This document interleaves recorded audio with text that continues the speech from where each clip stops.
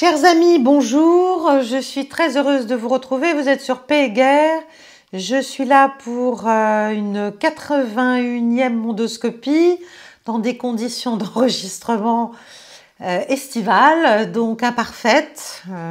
Je vous remercie de votre indulgence, merci de liker, de partager cette vidéo, de faire connaître la chaîne, de nous rejoindre très nombreux, de plus en plus nombreux je l'espère, au sein du cercle des amis de Paix et Guerre, où je peux vous livrer d'autres contenus en plus, différents, exclusifs, très réguliers, et puis où nous pouvons aussi parler en direct, lors des grands directs précisément.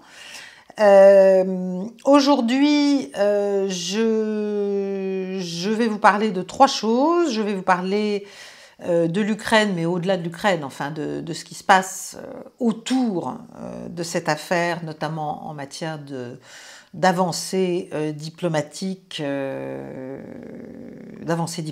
voilà, et surtout de ce qui se passe aussi avec les États-Unis. Et leur attitude, qui est assez peu lisible en apparence, mais qui en fait, malgré tout, semble... enfin, on peut quand même distinguer un certain nombre de... non pas de permanence, mais de points assez fixes et assez durables. Ensuite, je vous parlerai un peu de ce qui se passe en Syrie.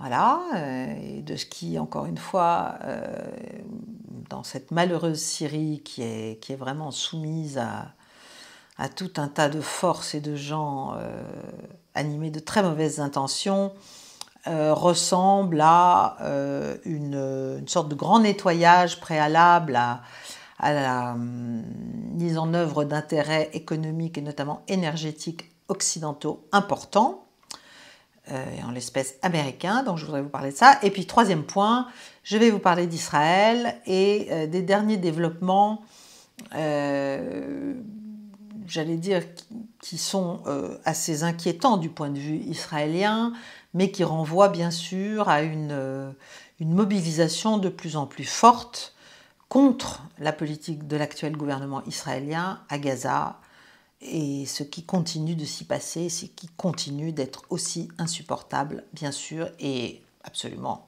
inadmissible. Donc, premier point, Ukraine. Comme d'habitude, maintenant c'est presque chaque jour, il y a de grandes attaques massives de missiles et de drones Gérant 2, pardon, russes, sur toute l'Ukraine, sur Kiev d'une manière assez claire, mais en fait sur toute l'Ukraine. On a même l'impression d'une dispersion. Il y a même certains analystes qui se demandent pourquoi est-ce que les Russes frappent comme ça, larga manu, si vous voulez, sur le territoire ukrainien, au lieu de concentrer leurs efforts sur certains points. Je pense que d'abord ils peuvent se le permettre, parce que la sophistication, la complexité, l'augmentation de la précision et aussi bien sûr l'échelle de leurs attaques a considérablement augmenté depuis 3 ans, et leur objectif pourrait bien être tout simplement de disperser les forces ukrainiennes et les défenses ukrainiennes précisément anti-aériennes qui sont déjà pas en très bon état, et puis de désorienter un peu, si vous voulez, de pouvoir jeter une sorte d'opacité au moins relative sur les axes réels d'efforts dans leurs opérations. Alors les Ukrainiens évidemment nous expliquent qu'ils sont tout à fait capables de faire tomber 95% en moyenne, selon leur dire, de ces drones et missiles russes. Bon, c'est complètement faux, c'est des chiffres ukrainiens qui sont transmis aux Américains, comme d'habitude. Ça n'est tout juste simplement pas possible, en fait, vu l'état des défenses antiaériennes actuelles de l'Ukraine. Bon, donc voilà. Alors, bien sûr, ils ont mis au point, et ils parlent beaucoup des drones tueurs de drones, bon, qui ont sans doute une forme d'efficacité, enfin... le problème, si vous voulez, est toujours le même, et je vous en parle depuis des mois, même depuis le début de cette chaîne.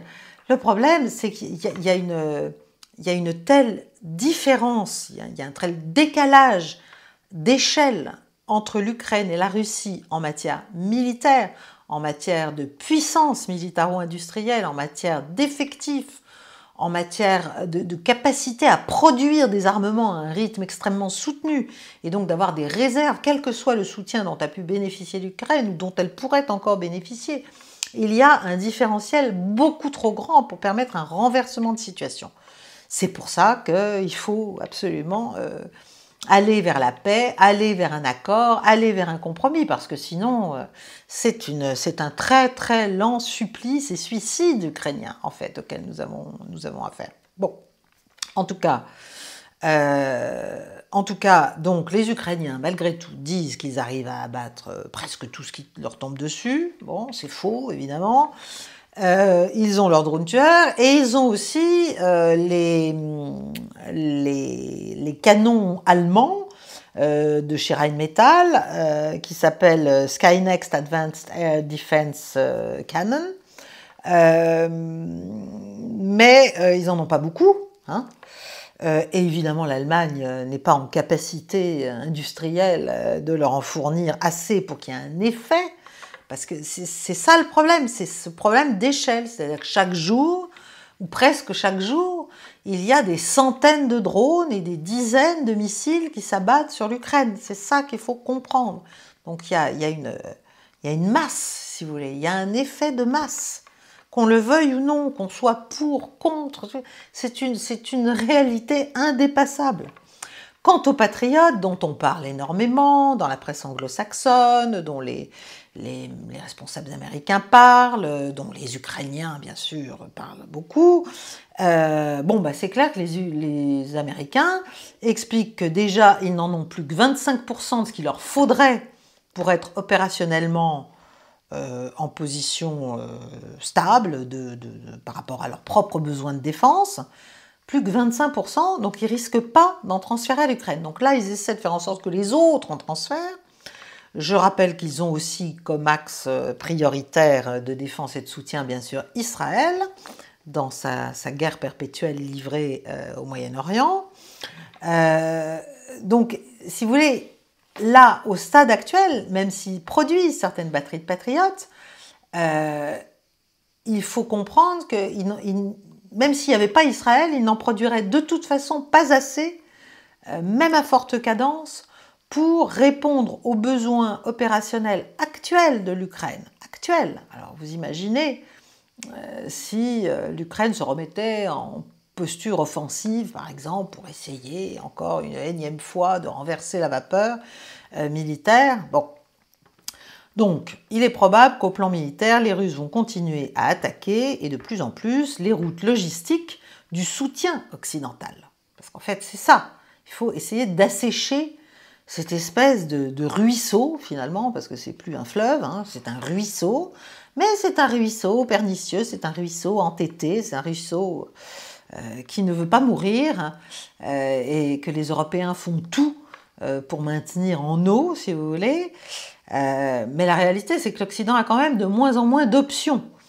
Donc oui, l'administration Trump a fait de nouvelles, et le président lui-même, américain, ont fait de nouvelles annonces sur de nouvelles armes qui seraient livrées à l'Ukraine, etc. Mais enfin, en gros, l'idée, c'est quand même que les Européens achètent et payent des armes américaines et qu'ils les donnent aux Ukrainiens, via l'OTAN, a priori. Donc c'est juste du délire. Voilà, je rappelle que quand même nous piquons, n'est-ce pas, d'autonomie stratégique, de remontée en puissance, etc., etc. Pour l'instant, le peu d'armes qu'on a, on les a données, hein, on en donne beaucoup, beaucoup trop. Donc déjà, on se fragilise nous-mêmes. Donc qu'est-ce qu'on va faire pour compléter tout ça? On va peut-être devoir acheter nous-mêmes américains de plus en plus. On n'est pas en capacité d'avoir des cadences de production adaptées à la, comment dirais-je, à la puissance intrinsèque de feu russe et à la lourdeur de ce conflit conventionnel en Europe dans ses dimensions actuelles entre la Russie et l'OTAN via l'Ukraine. Voilà, donc on peut continuer à le faire croire à nos concitoyens qu'on est capable de le faire, mais non. Et en fait, on a presque l'impression que les Européens ne veulent tellement pas admettre leur échec stratégique en Ukraine et le fait qu'ils ne peuvent plus soutenir l'Ukraine et qu'il faut faire la paix, que pour pouvoir continuer, pour avoir des armements qu'ils ne peuvent plus eux-mêmes livrer aux Ukrainiens, eh bien, ils vont en quelque sorte, je ne dirais pas corrompre, mais acheter les Américains et acheter des armes américaines aux Américains pour les maintenir dans le jeu d'une certaine façon. Les maintenir dans le jeu. Voilà, qu'ils aient un intérêt à rester dans ce jeu de soutien à une Ukraine moribonde, qu'il s'agirait surtout de mettre en situation de pouvoir négocier le maintien et comment dirais-je, le fait de conserver ce qui lui reste de territoire, c'est-à-dire un peu moins de 80%. Parce que plus ça continue, moins elle va conserver de territoire. C'est quand même, c'est évident, tout le monde le sait. Ceux qui font semblant de ne pas le savoir sont d'une malhonnêteté insigne. Voilà, insigne. En tout cas, bon, les Américains, on sait ce qu'ils veulent, c'est-à-dire refiler le bébé, se faire acheter leurs armes, bah ça au maximum, hein, et comme ça leur permettra de relancer des lignes de production et de refaire leur propre stock, voilà, s'il le faut. Alors, qu'en est-il au plan de la négociation, sur la fin, ou en tout cas la suspension de ce conflit, bon, sachant que les Russes veulent la fin et les Ukrainiens la suspension. D'abord, il y a un contexte, et le contexte, c'est que le 3 septembre prochain vont être célébrés en grande pompe, avec une immense parade sur la place Tiananmen, les 80 ans de la victoire de la Seconde Guerre mondiale et de la victoire contre le Japon. Poutine a été naturellement invité par le président Xi et il y sera. Et Trump pourrait être invité, mais en gros s'il accepte. C'est-à-dire que ça va être difficile pour Xi de l'inviter en s'exposant à un refus. Bon, la question c'est est-ce que Trump veut y aller? Parce que s'il y va, d'un seul coup, on peut se dire que les trois grandes puissances du monde, en tout cas la Chine et les États-Unis et la troisième puissance réémergente qu'est la Russie, indéniablement, vont se trouver là. Ça pourrait être un sommet des trois grands. Donc ça pourrait être quelque chose de totalement historique. Et avec un peu d'intelligence, ça pourrait même peut-être produire des effets. Je suis désolée, on va me trouver encore complètement angélique, mais enfin, on pourrait estimer que ces trois-là trouvent des convergences, si vous voulez, des points de recouvrement entre leurs intérêts respectifs. En tout cas, bon, on ne sait pas si Trump a envie de ce sommet à trois. Voilà, en fait, ça dépend beaucoup de sa marge d'indépendance propre vis-à-vis de son administration et vis-à-vis des courants néoconservateurs dans son administration. Bon, ça c'est le problème. Du côté russe, Dmitri Peskov, le porte-parole du Kremlin, a dit que si Trump se trouvait à Pékin, il le rencontrerait. Vladimir Poutine, était prêt à le rencontrer. Donc, voilà. Est-ce que Trump va saisir cette chance? Est-ce qu'il va se sentir trop en faiblesse? Voilà. Est-ce qu'il va être capable là de faire montre d'innovation et d'autonomie par rapport à tous les gens qui essaient de le tenir dans tous les sens et de l'empêcher de faire des choses intelligentes. Bon, ce qui est vrai, c'est que les 50 jours d'ultimatum qu'il a lancés de manière ridicule à la Russie pour trouver un accord en Ukraine, hein, sinon, mon Dieu, on verrait ce qu'on verrait, et notamment des sanctions, eh bien, ça tombe à peu près à ce moment-là, à quelques jours près. Bon, la question, si vous voulez, c'est que la politique américaine est tellement illisible, tellement imprévisible. Donald Trump écoute un peu tout le monde. C'est un peu le dernier qui a parlé qui a raison, même sa femme, manifestement. Melania a de l'impact sur lui, ou en tout cas il met en scène cette influence largement. Ce qui est certain, c'est que s'il osait, s'il avait l'audace mais pour moi ce serait une très bonne chose, s'il avait l'audace d'aller à Pékin et de mener un sommet à trois avec la Russie et la Chine, ce serait un tremblement de terre dans les relations internationales, ce serait extrêmement intéressant et intelligent, et novateur et porteur. Évidemment, pour l'Europe, ce serait la fin, hein, c'est-à-dire que les Européens seraient horrifiés, activeront tout ce qu'ils peuvent avoir encore de réseaux outre-Atlantique, parce que ça va dans les deux sens, les réseaux néoconservateurs, pour faire pression sur le président, etc. Bref, ce que je veux vous dire, c'est que je pense que malheureusement, tout va être fait pour que Trump n'aille pas à Pékin. Bon, voilà. Et avec, qui sait, alors en ce moment on reparle beaucoup aux États-Unis de Russiagate, et notamment Tulsi Gabbard, la coordinatrice du renseignement national américain, qui vient de sortir un certain nombre de documents disant qu'en fait, dès le premier mandat de Trump et dès le tout début du premier mandat de Trump, des analystes éminents du renseignement américain savaient très bien que tout ça c'était un pétard mouillé fait juste pour empêcher, pour embêter, pour décrédibiliser, discréditer Donald Trump. Tout le monde, tous les gens sérieux savaient qu'il n'y avait rien dans le dossier Russiagate. Hein, j'en ai aussi parlé plusieurs fois. C'est un truc, ça a été uniquement fait comme pour nuire à Donald Trump pendant son premier mandat et l'empêcher d'agir. Mais c'est assez scandaleux.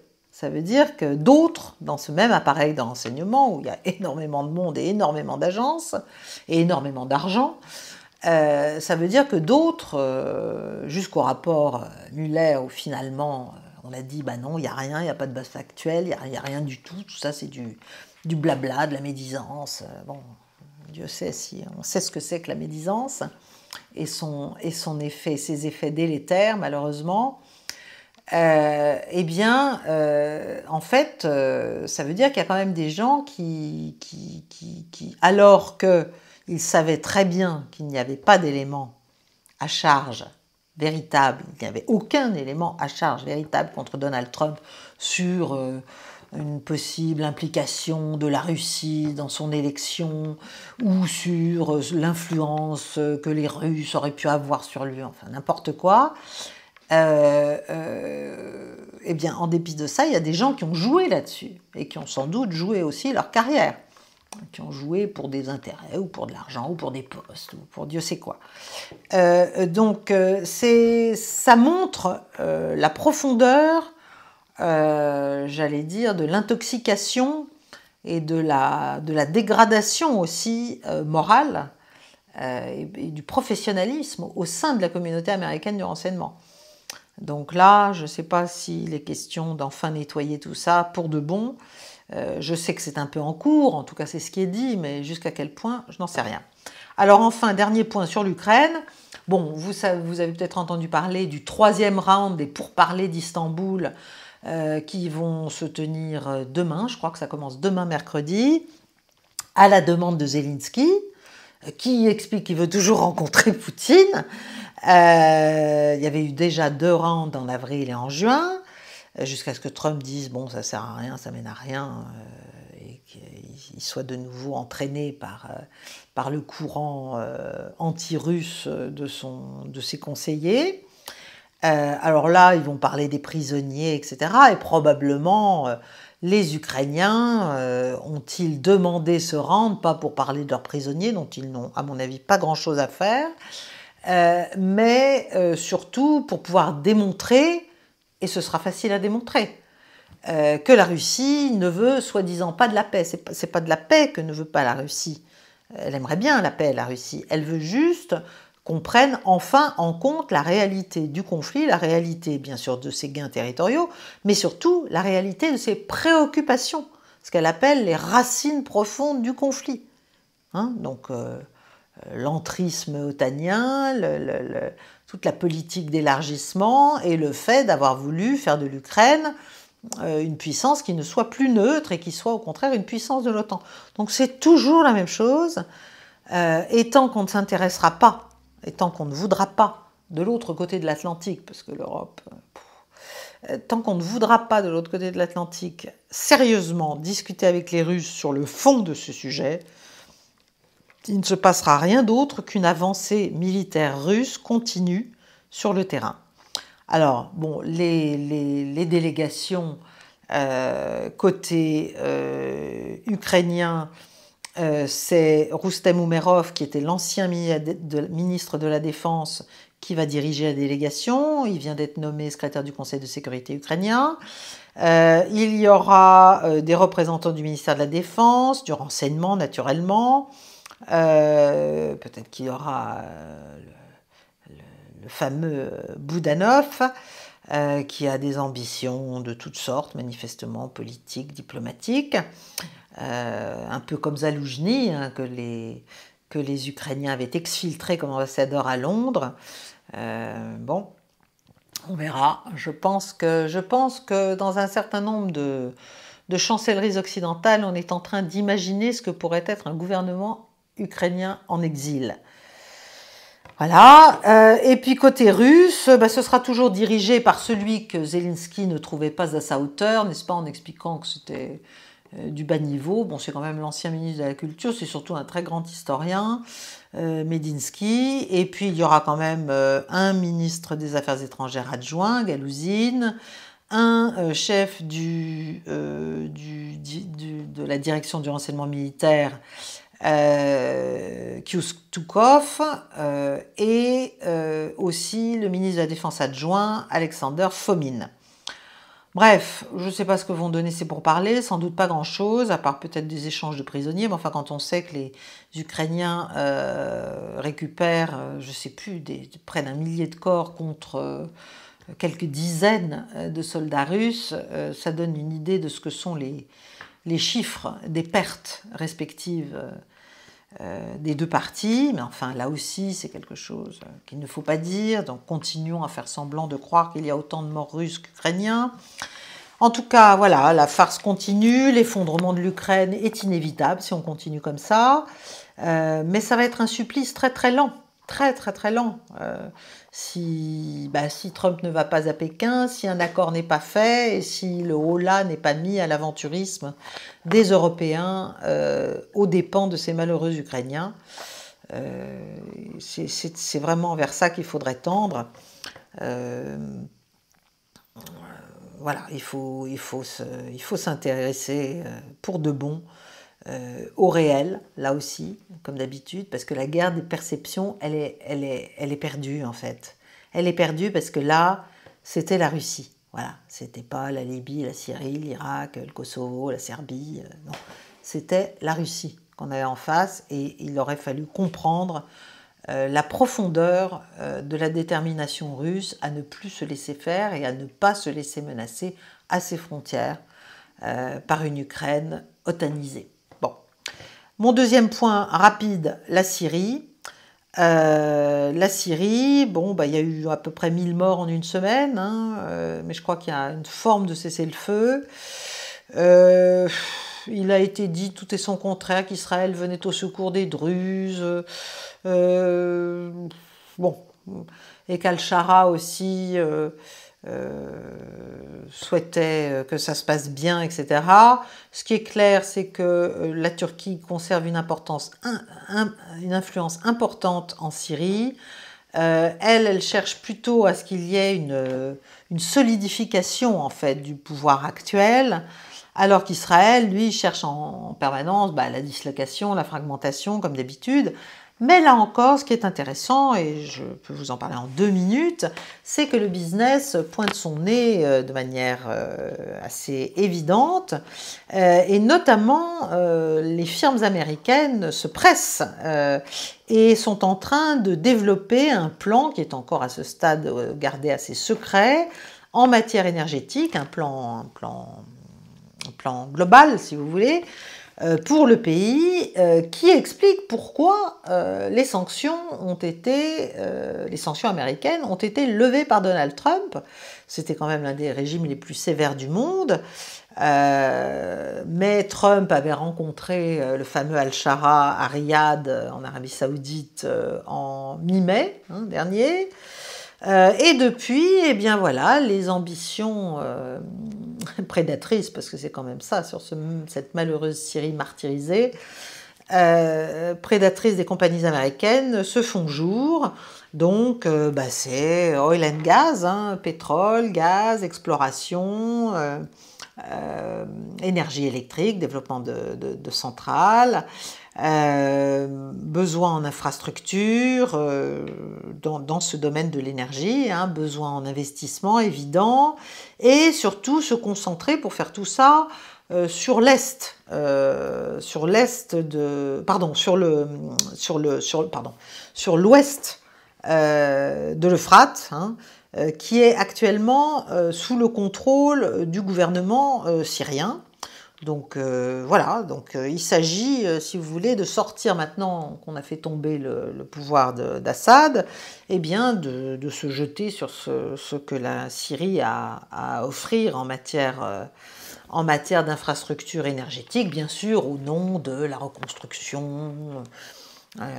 Voilà, le fait qu'on veut aider ce pays et ce peuple, bien sûr, à se reconstruire et à reconstruire une économie, en fait, afin que la Syrie puisse revenir dans le jeu international, etc., etc.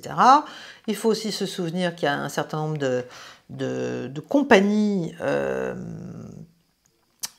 pétrolières des États arabes, des États du Golfe, qui avaient essayé, pas pétrolières d'ailleurs, qui avaient essayé de développer les infrastructures portuaires, les infrastructures en matière de production d'énergie, de courant, et que c'est ça aussi il y avait notamment un accord avec une holding du Qatar pour quand même un investissement de 7 milliards en matière de production d'électricité, avec plusieurs, 4 je crois, usines de turbines à gaz pouvant produire de l'électricité, mais aussi une usine solaire de production d'énergie solaire dans le sud de la Syrie.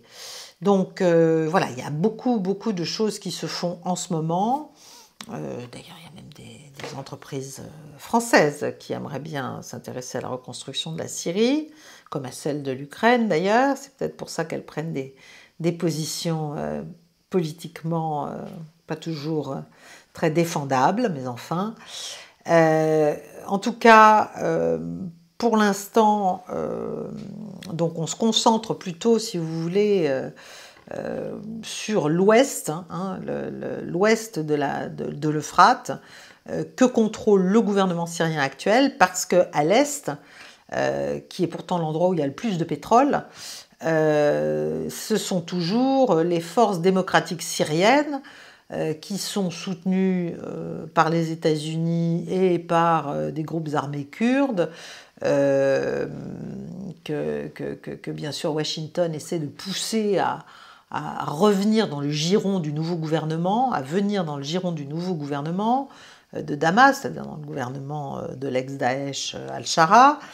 Mais c'est pas encore fait tout ça, hein, c'est vraiment en cours là pour l'instant, c'est une phase dont le peuple syrien fait encore une fois les frais, une phase de répartition en fait des zones de pouvoir et d'influence entre les diverses milices, les forces gouvernementales et puis les grands parrains, mais parrains qui sont pas forcément toujours c'est pas forcément des fées très généreuses, mais qui en tout cas ont parrainé la chute du gouvernement Assad, et je pense évidemment à la Turquie et à Israël, qui chacun à leur manière cherchent à se servir en Syrie.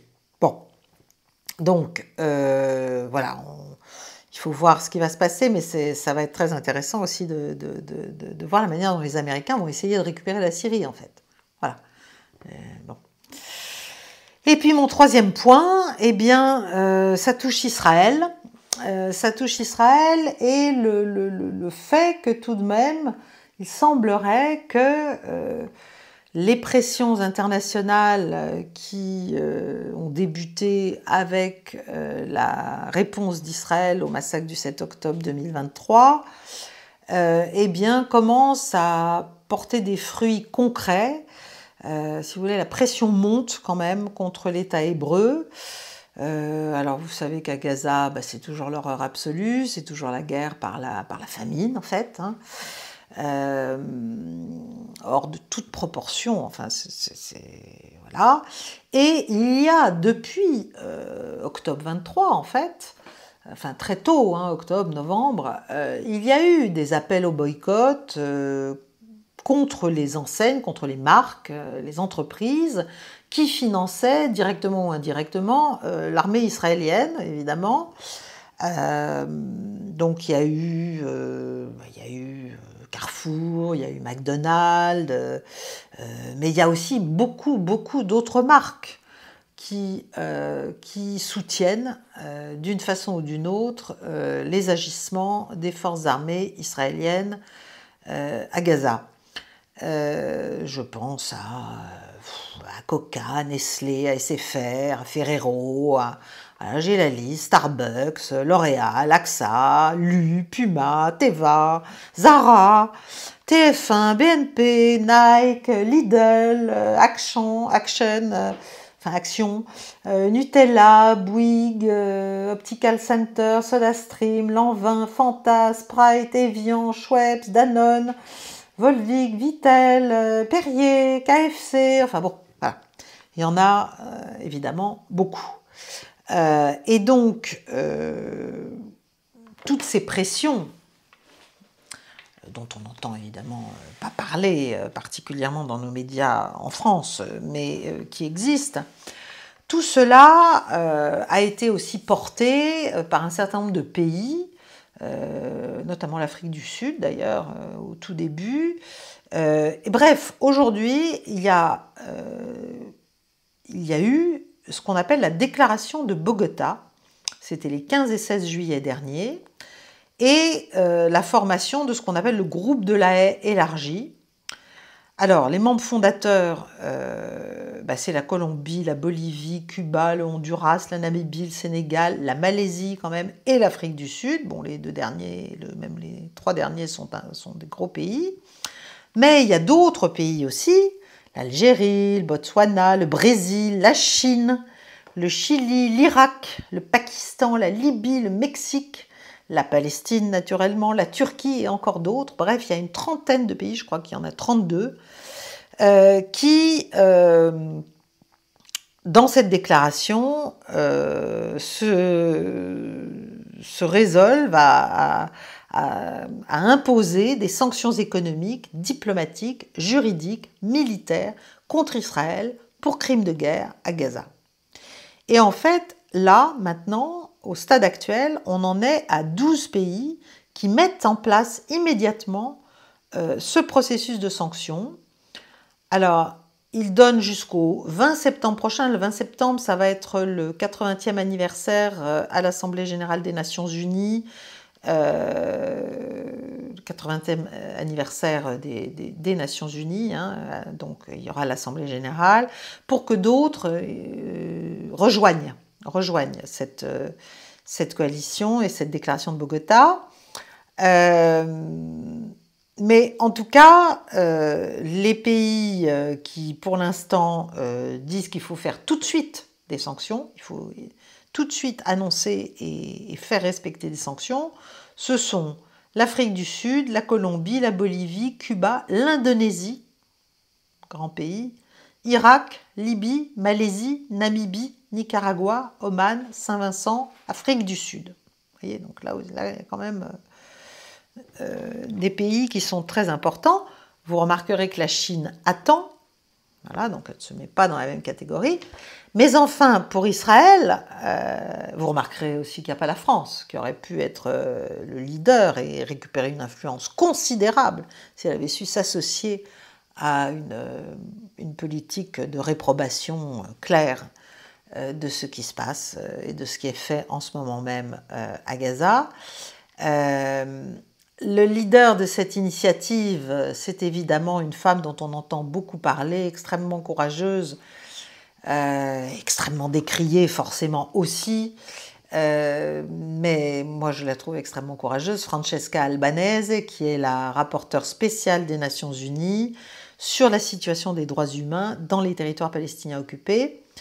Et elle, elle mâche pas ses mots, voilà, et elle dit quand même un certain nombre de choses. En tout cas, ce qui est très important, alors bien sûr, il y a des pays qui ne se sont pas associés, hein, l'Iran, je crois le Qatar, bon. Mais en tout cas, il y a quand même 30 États, dont des puissances régionales et des puissances mondiales comme la Chine, qui ont décidé d'imposer ces sanctions de manière très simple, très directe, et il y a quand même un certain nombre d'effets possibles et même probables pour Israël. D'abord, c'est l'effondrement d'une diplomatie israélienne progressif, hein, effondrement, mais enfin tout de même, Israël, avec ce qui se passe, avec ce qui est fait à Gaza et ce qui continue d'être fait à Gaza, Israël entre dans une ère d'isolement géopolitique très lourde, qui rappelle un peu ce qu'avait connu l'Afrique du Sud de l'apartheid dans les années 80. Il y a quand même des États, l'Irlande, l'Afrique du Sud, l'Espagne, etc., qui ont reconnu la Palestine d'ores et déjà. Donc, si vous voulez, l'influence diplomatique d'Israël et sa marginalisation aussi dans les organisations internationales comme l'ONU, Interpol, la CPI, l'OMS, va aller de plus en plus fort. Deuxièmement, il y a des sanctions économiques donc prévues qui vont conduire à une chute probable assez brutale des échanges, parce que le groupe de ces 32 États, c'est quand même près de 30 000 milliards, donc 30 trilliards, oui c'est ça, 30 trilliards de PIB cumulé, c'est quand même près de 3 milliards d'habitants, c'est 26% des exportations israéliennes, des importations israéliennes, pardon, et c'est 13% de ces exportations. Donc, il y a déjà des sanctions en préparation qui portent sur les produits de haute technologie, les drones, la cybersécurité, les composants militaires, le gel des avoirs dans les 12 pays européens et asiatiques, dans 12 pays européens et asiatiques, la suspension des relations bancaires SWIFT avec plusieurs banques israéliennes, l'interdiction de participation aux appels d'offres publics, le blocage des fonds souverains, notamment qataris et indonésiens, ce qui n'est pas rien. Donc ça veut dire qu'il y a certains secteurs de l'activité israélienne, les semi-conducteurs notamment, qui vont être touchés par tout cela, et puis peut-être une contraction du PIB importante, encore difficilement évaluable bien sûr, peut-être aux environs de 10%, et puis probablement une chute possible de la monnaie, une augmentation du coût de la dette extérieure. Donc tout ça va continuer. Ensuite, au plan militaire, il va y avoir des trous dans la chaîne logistique israélienne parce que les sanctions touchent les composants électroniques chinois et irlandais, les pièces détachées turques, les systèmes embarqués sud-africains. Donc les délais d'approvisionnement vont s'allonger. Certains fournisseurs imposent déjà une clause de conscience. Ça risque d'affecter le caractère, l'efficacité du dôme de fer, mais aussi de certains blindés et aussi de certains avions pour leurs pièces de rechange, pour leurs approvisionnements en pièces de rechange. Je vous dirais que c'est tout à fait l'objectif de ces sanctions, hein, c'est de faire en sorte qu'Israël ait moins de moyens de poursuivre sa politique sa guerre contre la population palestinienne de Gaza.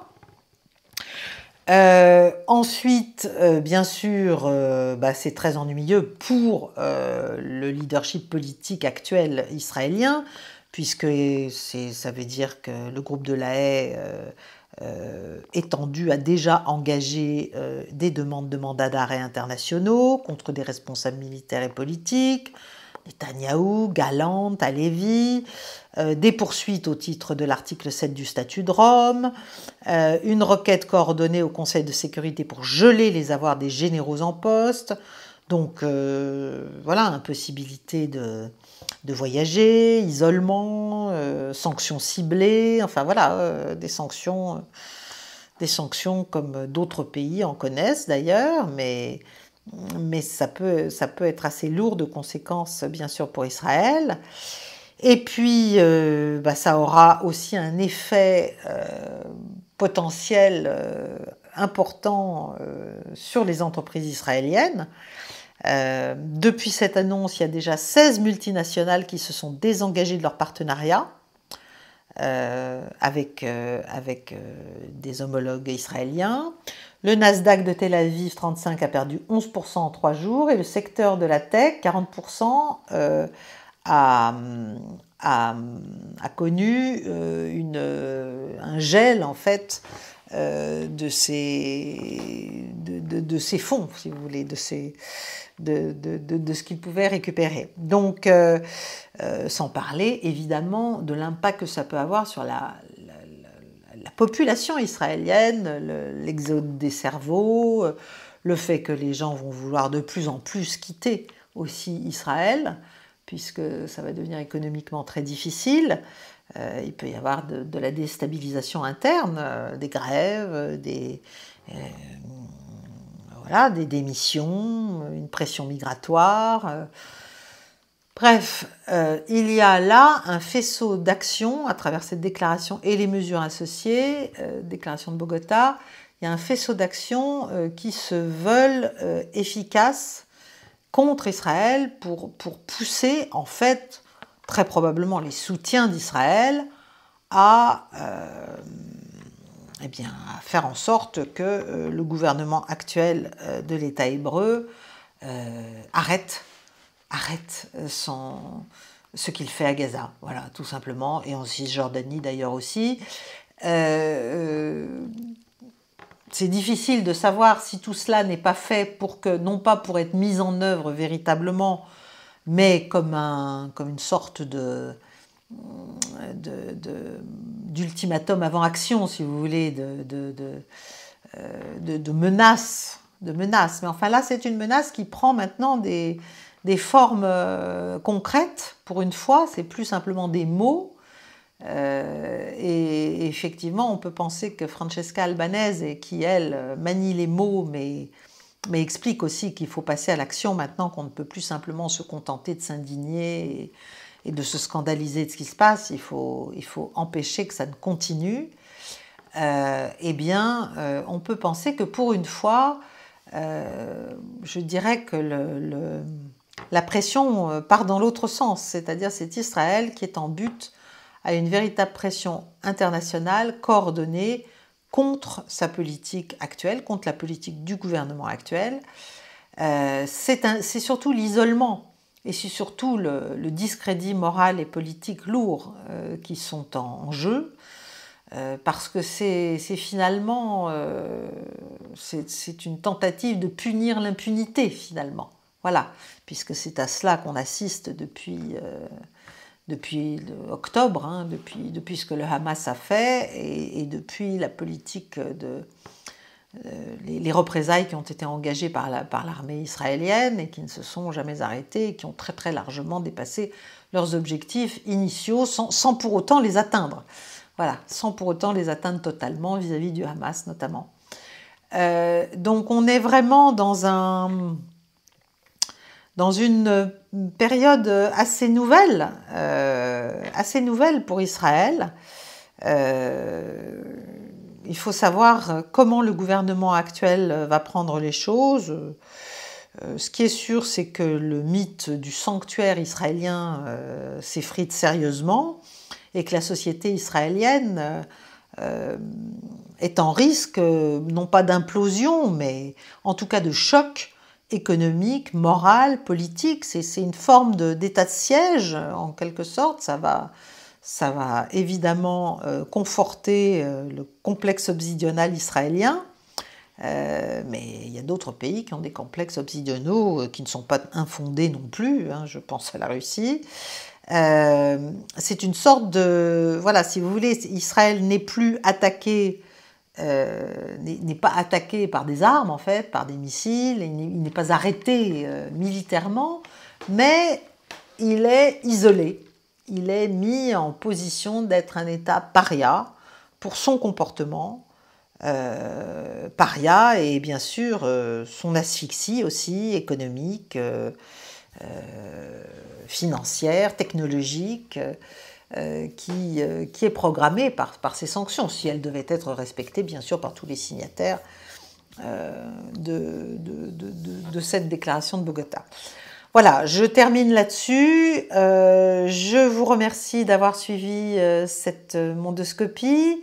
Je vous demande de liker, de partager cette émission, de nous soutenir via Tipeee si vous le pouvez, ou en vous abonnant au Cercle des Amis de Paix et Guerre, qui vous propose d'autres émissions que celle-ci, d'une manière très régulière, et où je serai très heureuse de vous retrouver de plus en plus nombreux, car il faut que je puisse mettre en œuvre un certain nombre de nouveaux développements de la chaîne que j'ai en tête. Voilà, mais pour ça, il faut qu'on soit quand même sensiblement plus nombreux au sein du cercle. Ce n'est pas un ordre, une objurgation quelconque, évidemment. C'est simplement une demande, voilà, de soutien et de partage. Mais bien sûr, ça suppose que tout cela vous intéresse. En tout cas, je vous souhaite une belle soirée. Je vous remercie de votre attention et je vous dis à la semaine prochaine. Au revoir.